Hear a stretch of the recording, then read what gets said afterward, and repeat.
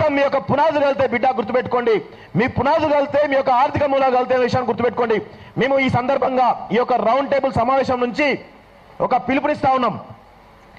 ఈ చంద్రబాబు నాయుడు కూటమి ప్రభుత్వం ఏదైతే దుర్మార్గాలు చేస్తా ఉందో, మేము ఆంధ్రప్రదేశ్ సంబంధించిన గురించి మాట్లాడలేదు, మా తెలంగాణకు సంబంధించినటువంటి అనేక విషయాలపైన వెంకట్రామరెడ్డి నుంచి మొదలు పెట్టుకుంటే ప్రొఫెసర్ నాగేశ్వర్ వారు కావచ్చు, లేకపోతే ఈ హైదరాబాద్ సంబంధించిన రాజధాని విషయంలో కావచ్చు, అనేక దుష్ప్రచారాలు చేస్తున్నటువంటి ఎవరైతే ఉన్నారో మేము ఒకటే ఇక్కడ కాల్ చేస్తా ఉన్నాం.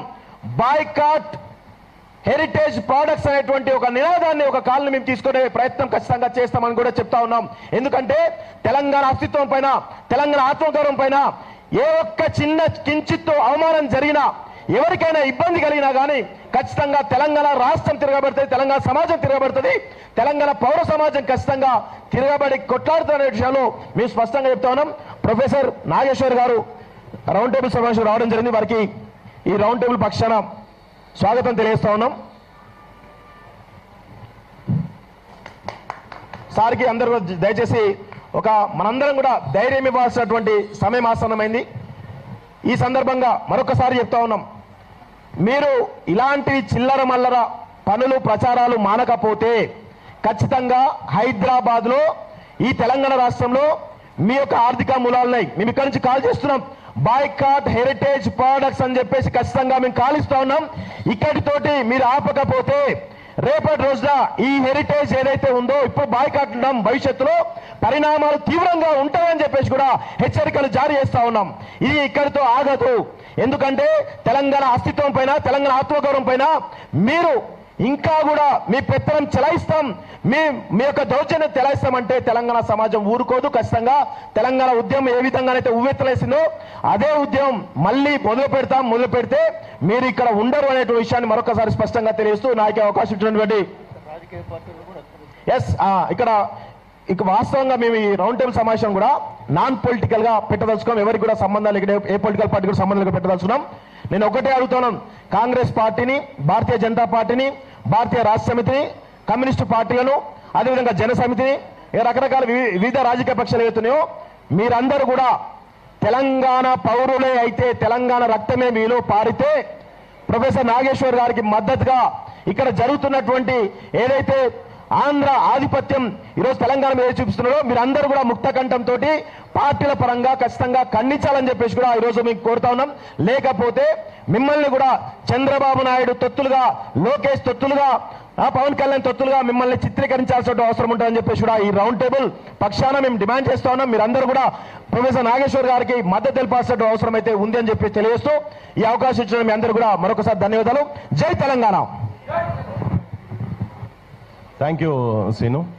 అదే కొన్ని ఇక్కడ ఉన్నటువంటి కొన్ని రాజకీయ పార్టీలు సార్కు అవుట్ రైట్ గా నిలబడి మద్దతు ఇచ్చి బయటకు వచ్చి బీజేపీలో ఉన్నటువంటి మురళీధర్రావు గారి కాడికి వెళ్ళి మొదలు పెడితే కొన్ని రాజకీయ పార్టీలు ఈవెన్ ఇప్పుడు సెక్యూరిటీ కూడా ఇచ్చి వాళ్ళు ఎవరైనా ఏమైనా చేస్తారేమో అని సెక్యూరిటీ కూడా ఇచ్చి పెట్టిండ్రు సార్కు. సార్ కూడా అదే రిమైండ్ చేస్తూ ఉండే.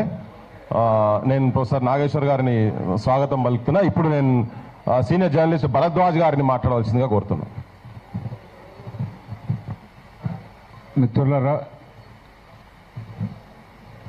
నాగేశ్వర్ గారి మీద కేసులు పెట్టారు కాకినాడలో అని చెప్పి మనం విన్నాము. అయితే నిజానికి ఆయన మాట్లాడిన సోర్సు అనే మాట వచ్చింది, కానీ నిజానికి ఆయన మాట్లాడిన మాటలు అంతకుముందు చాలామంది మాట్లాడారు, నేను చాలాసార్లు మాట్లాడాను. అంటే నిజంగానే ఆ సీన్ని ఊహిస్తే, ఒకవేళ ఆ సీన్ని ఊహిస్తే అందులో ఏమాత్రమూ తప్పు లేదు. వాళ్ళు జగన్మోహన్ రెడ్డి లేకపోతే అరెస్టు గురించి అడిగితే ఆయన మాకు దీర్ఘకాలిక మిత్రుడు, అలాంటి వాడు ఒకడు ఉండాలి అంటే భారతీయ జనతా పార్టీది 2 తలుపుల సిద్ధాంతం. వాళ్ళు ఫ్రంట్ డోర్లో ఉన్నవాడిని మేనేజ్ చేయడానికి, బ్యాలెన్స్ చేయడానికి బ్యాక్ డోర్లో ఒకరిని నుంచోబెట్టడం అనేది ఒక ప్రోగ్రామ్. అందులో భాగంగా చంద్రబాబు అనేటువంటి పేపర్ ఎగరకుండా జగన్మోహన్ రెడ్డి అనేటువంటి పేపర్ వెయిట్ వాళ్ళకు అవసరం.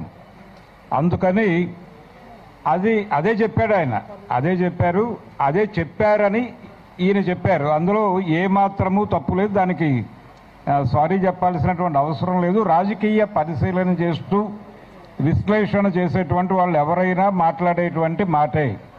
ఆ సోర్స్ అనేటువంటి ఒక్కదాన్ని పట్టుకుని హడావిడి చేస్తున్నారు. కానీ వాళ్ళ మీద నిజానికి కేసులు పెట్టడం అనే దాని దాకా పెడితే చంద్రబాబు నాయుడు గారి మీద, పవన్ కళ్యాణ్ మీద అనేక కేసులు పెట్టి ఉండాలి కదా.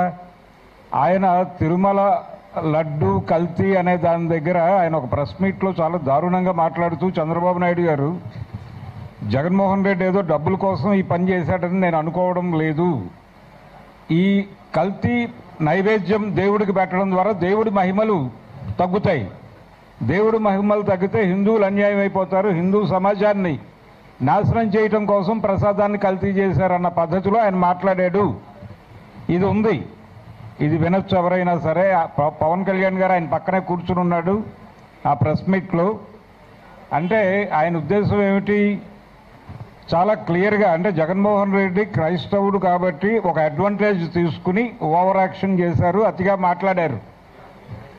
ఈ మాట్లాడటం అనే దాన్ని లోతుల్లోకి వెడితే ఆయన ఉద్దేశం ఏంటి, ఏం చెప్పదలుచుకున్నాడు ఆయన?